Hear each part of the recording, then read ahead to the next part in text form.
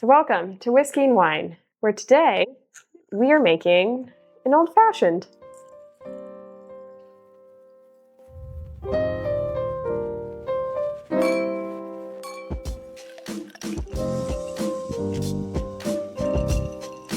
Now, before you guys go ahead and get too upset that we are making a Wisconsin Old Fashioned, today we're talking about the history of the Old Fashioned. We're talking just about the Old Fashioned cocktail. We're not going to get too nerdy with the details of the history. We're going to save that for a 5-Fact Friday, but we're going to dive into it. So, yes, this is a very acceptable way to make an Old Fashioned, and we're going to get into that. But just because I know people are going to be upsetty spaghetti, I'm going to also make a more classic Old Fashioned, if you will, while we talk about this. So good. Do you like your Wisconsin Old Fashioned? I do very much. Okay. All right. So I'm going to clear a little bit of this up and then we're going to dive in. All right. Got that cleaned up. So now we're going to dive into making the normal Old Fashioned, if you will. I'm going to... Normal is such a terrible use of word. Yeah. It just means you're outside of Wisconsin. So the Old Fashioned, it's really funny because when people just say they want an Old Fashioned cocktail or they want an Old Fashioned, everyone assumes that you're talking about making a bourbon or a rye Old Fashioned. And yes, there are some people who swear up and down that you have to use a rye. A rye, which we are going to use today. I honestly don't know if I've ever had a rye Old Fashioned. So this is kind of a first-ish for me. Yes, I am free pouring because this is my cocktail and I don't care. But it is a template when you really look at it. The Old Fashioned is not a true recipe. It is spirit, water, bitters, and sugar. Now, you can use whichever one of those that you really want to. If you want to make it agave, if you want to make it honey for your sweetener, whatever you want, you can do.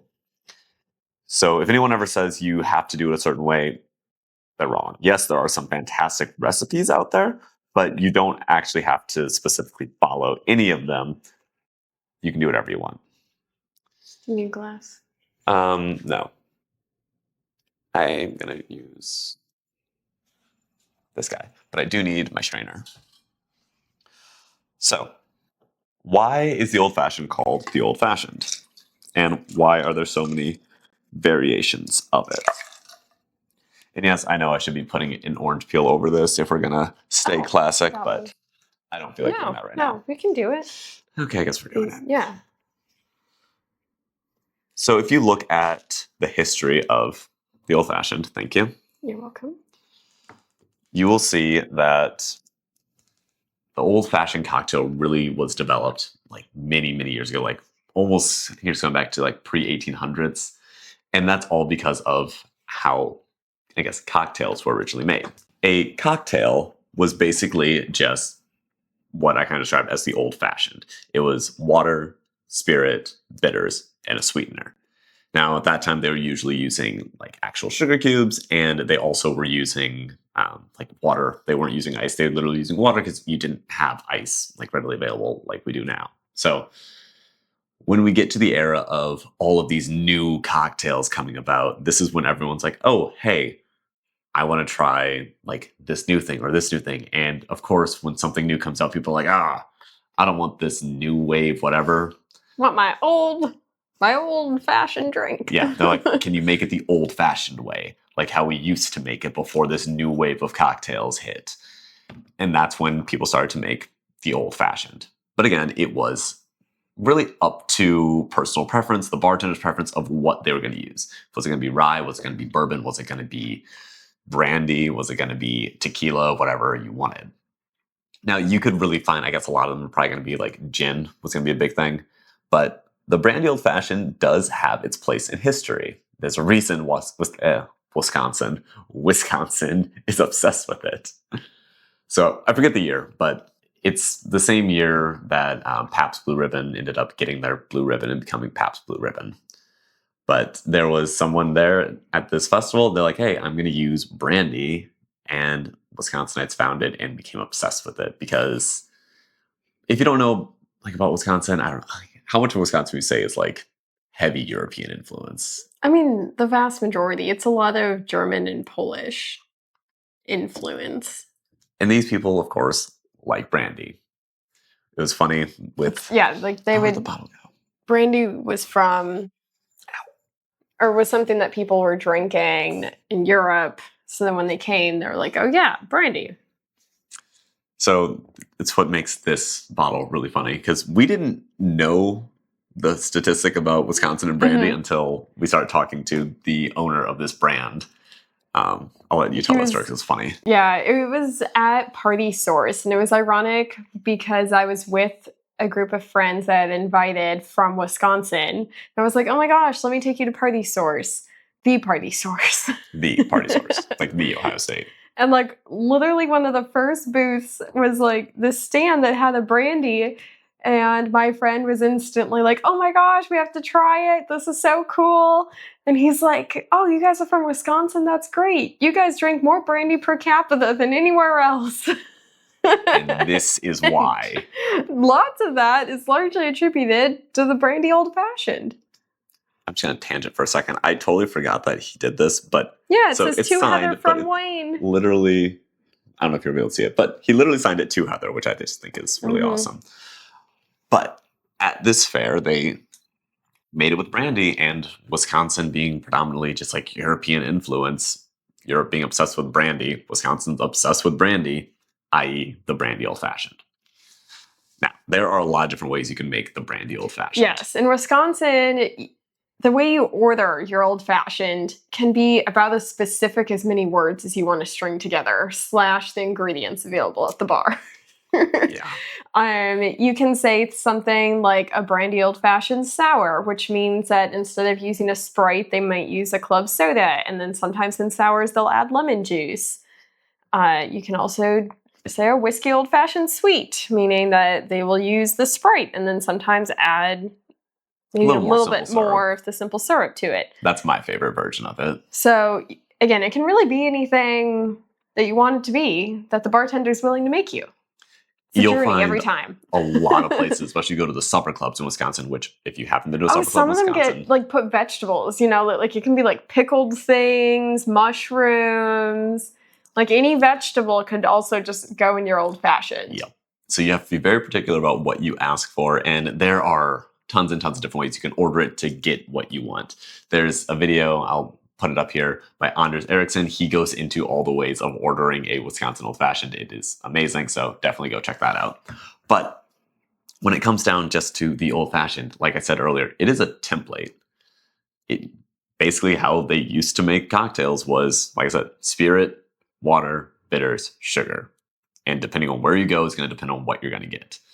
And there are some really good new old-fashioned recipes out there. Most people assume bourbon, but also, like I said, you can make it with rye, which honestly, I think this might be the first rye old-fashioned I've made. It's not bad. I do think I like the bourbon one a little bit more, shockingly. I think if I'm going to go with a rye, I would prefer this to be just a Manhattan or to be a Sazerac, something like that. But that's fair. It's definitely not bad. It is very entertaining, though, just to see all of these new old-fashioned recipes out there where people are like, oh, this is the best way, this is the best way, this is the best way. We've had a lot of different old-fashions.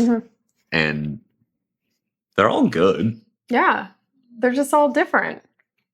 Like one we were actually debating about making today, like some use maple syrup, some use a black walnut bitters, some use a mole bitters. Some you can don't even use smoke on it too. Yeah. Like you can smoke the glass and then make the old fashioned. You can really do anything you want. As long as you stay within that template. Yeah. You're fine. Yeah.